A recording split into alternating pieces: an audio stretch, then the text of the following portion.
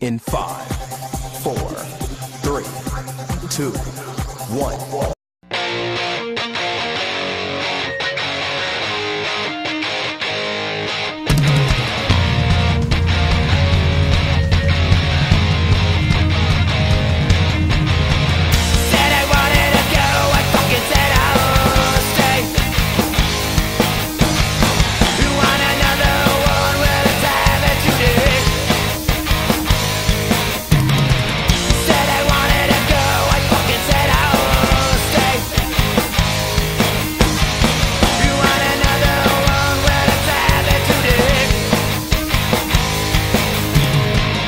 Everybody has a story to tell you. Everybody wants a piece of me tonight. Everybody has a story to tell tonight. Hello everybody, welcome to the long-awaited episode 3 of The Josh Says. Here I am again, your host of Awesome, The Josh. This week we're going to talk about this week in wrestling news. Beginning with a new celebrity sex tape hitting the interwebs, being of one Hulk Hogan getting it on with Lady Love Sponge. After interviews, he's admitted that it was during a time frame he was still with Linda, but was suffering his mental and physical abuse from her. Kind of hard to believe Hulk Hogan being abused, but either way, he gets it on with Lady Love Sponge, and you can find some clips of it on the interwebs. In other news, Alberto Del Rio was the subject of an angry mother in the Be a Star campaign when her 8-year-old son's sign was taken from him and ripped by one Alberto Del Rio. The mother wrote a long letter to WB and the Be a Star campaign complaining about Alberto Del Rio bullying her son.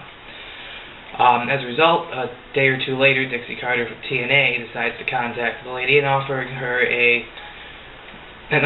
tickets to an upcoming TNA show and the ability to meet many of their roster members, including Mr. Sex Tape himself, Hulk Hogan. Definitely sounds like something I want to take my 8-year-old to. On a serious note, however, the mother obviously had no idea of, no understanding at all of how wrestling worked, or she just decided to pull the bully card instead of actually doing her job as a parent. I have children, and I have an 8-year-old who might cry if someone takes and rips her sign, but I'm not going to call the bully card. I'm going to bring my daughter home, who is my 8-year-old, and explain to her that he's a bad guy. That's what bad guys do, so that you boo them. It's a piece of cardboard that's going to get thrown away in a day or two at tops afterwards anyway. If anything, that should be the highlight of this kid's day. Moving on.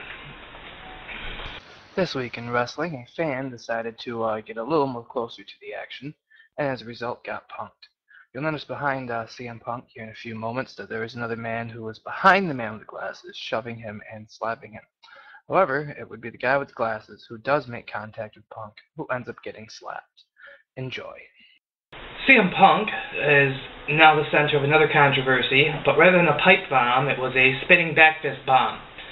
A fan gets a little too close to the action when CM Punk catches him with a spinning back fist after receiving, as Punk reports, numerous shots to the kidneys, being shoved and hits to the back of the head. Punk was standing on a staircase, as you may or may not have been able to see in the previous video, and you'll notice that there are a lot of people touching and hitting him. However, the person that does get hit, though many people complain didn't do anything, did make contact with him on a couple occasions. Whether accidental or not, he still did. And Punk does have a right to defend himself. Whether the guy was the right guy or not, I can't put the blame on Punk here. The blame goes to security, who just gets up there in time to do absolutely nothing because everything's already been done. Finally, in this week's wrestling news and controversy, JBL was once again on the broadcast panel for Monday Night Raw and continued to amaze us all with his amazing commentary skills, and I really mean that, amazing. Well, in the earlier part of the evening, after the John Cena opening interview segmentation thingy-majobber, Ryback takes on Primo and Pico, who JBL goes on to tell us are multiple Puerto Rican tag team champions, former WWE tag team champions, and then makes a small joke about their uncle, well, I think it's Primo's father and Pico's uncle, who still owes him money. Apparently, Puerto Ricans, much like mothers, okay, Puerto Rican wrestling community, organization, people, whatever, much like mothers, are unable to take a rib or to follow what they or are unable to follow, kayfabe. JBL was just playing his part as a heel commentator, but it upset people. As a result, JBL wrote a well-worded, well-written apology to explain his actions. The fact that he had to explain his actions is just redonkulous. The son of Carlos Colon, 24-time Puerto Rican champion who still owes me and a bunch of people money. Next up on the Josh Says, we're going to go through a new segment that I like to call my 5 Thoughts. This is actually partially inspired by a former guest star, The Watcher, with his 555 or his 5 on anything, and partially inspired by Jaded Hope star Alex Goodlive or Ali Laiman on the LOP forums, who does his 30 thoughts on Raw. I'm going to bring you my own 5 thoughts. Here they go. Thought number 1. Wade Barrett's open for business. He says this again and again. He's back down to the bare knuckle fighting, kind of has that, brute thing going again. Well, I think Paul Heyman should hire him. Paul Heyman's a weasel, sure, but Paul Heyman doesn't always have himself protection. And if Wade Barrett's open for business, what a better business partner than Paul Heyman. It gives CM Punk someone who he can use in various circumstances, but who won't be just for Punk's agenda. He's in it for the money. I do believe ROH did something similar with Rhino and the House of Truth, but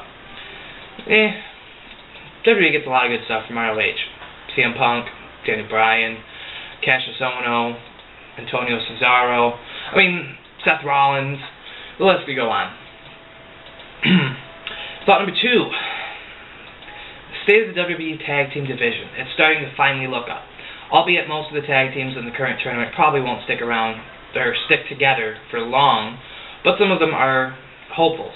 I do enjoy the Sin Cara Mysterio combination. I know it's a shocker, me enjoying anything to do with Sin Cara or Rey Mysterio, but the two of them add a lot to one another. For one, Sin Cara can learn a lot more about how to be the WWE-style lucha wrestler from Rey Mysterio, a man who had to learn to do that a while ago. It helps cover some of Sin Cara's small mistakes and helps move him towards a better direction. Rhodes Scholars, still not quite sure how I feel about the combination. I do like Cody Rhodes and I do like Damien Sandow, but I kind of feel like they're just thrown together to do something at the moment. Hey, it's worked in the past for a lot of people, and in fact, I believe that's what happened with Hollywood Blondes originally. We're just thrown together and ended up working. Either way, we'll see how that plays out. For the rest of the tag division, Team Hell No, being the champions, adding storylines once again to the division. A sort of meaning, something that's missed for a long time. Many internet wrestling fans, who as we know you can never really trust, but that's another story, are attributing a lot of this to Triple H, as he's more pull apparently in creative decisions. My next thought is a little bit different than the others. This one isn't something I've been considering for a very long time. Many independent wrestlers have better chances now of succeeding in major wrestling promotions such as the World Wrestling Entertainment, or more specifically, the World Wrestling Entertainment, thanks to 2 people in particular, one CM Punk and Daniel Bryan, both of which were indie wrestling darlings and huge followings on the internet before coming to the company, and both been able to reshape the idea of what a WWE star is. Daniel Bryan, perhaps one of the smallest men on the roster, standing 5'10" and barely over 200 pounds, and not being the typical big guy. Just all around, he's something different than what we've seen numerous times before. He's not your stereotypical wrestler, but he's been able to get over amazingly well. He can get the audience to eat out of his hands. He says no, they scream yes. He says no, they scream yes louder. CM Punk obviously has really skyrocketed to fame over the last year, and looks to actually be a big star with the company for the long haul. Thought number 4 may catch me some controversy here, but I have to say I'm actually enjoying Monday Night Raw more since Jerry Lawler's had a heart attack. I know it sounds horrible, but perhaps one of the best things that happened to Raw was the heart attack. And not just wishing ill on Jerry, I do not wish ill on Jerry, but with his absence from the commentating team, we've gotten back Jim Ross, we've gotten back JBL, we've gotten people who are really good at their job and who allow Michael Cole to do his job more effective. Jerry, you were really good at one time on the mic, and you've had a long, long career, and you've done wonders for the business. But I think it's been pretty evident that commentating is not your strongest suit anymore. Finally, for my final thought is NXT. NXT is providing a big hope for the future of the company. Guys like Seth Rollins, Big E Langston, Cassius Ohno, Richie Steamboat, Bo Dallas, Bray Wyatt, or Luke Harper all show great promise and show a lot of positive change in certain aspects of the company. Those have been my 5 thoughts. Feel free to come back next week and join me for the next edition of The Josh Says, episode 4. There may be a change to the day format for this, but that is not yet decided. You can check me out on Facebook, facebook.com, The Josh Says, Josh is your mom 25 on Twitter, or thejoshsays.wordpress.com. That's all for this time. I'm the Josh, and I'm awesome. Said I wanted to go, I fucking said